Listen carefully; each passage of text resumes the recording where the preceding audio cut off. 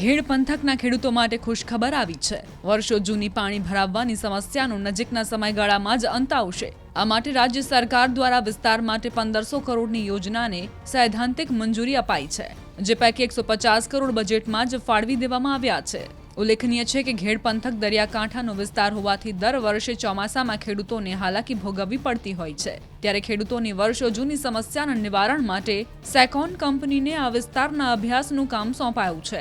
આ કંપની જુલાઈ 2025માં પોતાનો રિપોર્ટ સરકારને સોંપશે। ઉલ્લેખનીય છે કે યોજનાની અમલવારી બાદ ખેડૂતોને પાણી ભરાવવાની સમસ્યાથી કાયમી મુક્તિ મળશે। એટલું જ નહીં, ખેડૂતો એકના બદલે 2 પાક પણ લઈ શકશે। આ માટે ભાજપના ધારાસભ્ય અર્જુન મોઢવાડિયાએ માહિતી આપી હતી અને સાંસદ મનસુખ માંડવિયાનો આભાર પણ માન્યો હતો।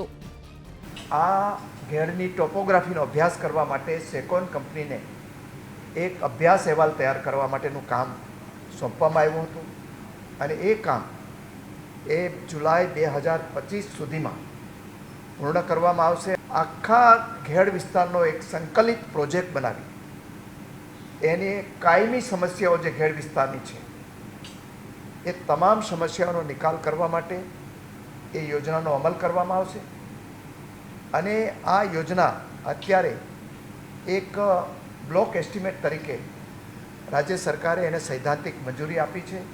એમાં આ યોજના પાછળ લગભગ 1500 કરોડ રૂપિયા જેટલી રકમનો ખર્ચ થવાનો છે અને એના માટે ચાલુ બજેટમાં 170 કરોડ રૂપિયાની જોગવાઈ કરવામાં આવી છે। ઘેડ પંથકના ખેડૂતો માટે ખુશખબર આવી છે। વર્ષો જૂની પાણી ભરાવવાની સમસ્યાનો નજીકના સમયગાળામાં જ અંત આવશે। આ માટે રાજ્ય સરકાર દ્વારા વિસ્તાર માટે 1500 કરોડની યોજનાને સૈદ્ધાંતિક મંજૂરી અપાઈ છે, જે પૈકી 150 કરોડ બજેટમાં જ ફાળવી દેવામાં આવ્યા છે। ઉલ્લેખનીય છે કે ઘેડ પંથક દરિયાકાંઠાનો વિસ્તાર હોવાથી દર વર્ષે ચોમાસામાં ખેડૂતોને હાલાકી ભોગવવી પડતી હોય છે। ત્યારે ખેડૂતોની વર્ષો જૂની સમસ્યાના નિવારણ માટે સેકોન કંપનીને આ વિસ્તારના અભ્યાસનું કામ સોંપાયું છે। આ કંપની જુલાઈ 2025માં પોતાનો રિપોર્ટ સરકારને સોંપશે। ઉલ્લેખનીય છે કે યોજનાની અમલવારી બાદ ખેડૂતોને પાણી ભરાવવાની સમસ્યાથી કાયમી મુક્તિ મળશે। એટલું જ નહીં, ખેડૂતો એકના બદલે 2 પાક પણ લઈ શકશે। આ માટે ભાજપના ધારાસભ્ય અર્જુન મોઢવાડિયાએ માહિતી આપી હતી અને સાંસદ મનસુખ માંડવિયાનો આભાર પણ માન્યો હતો।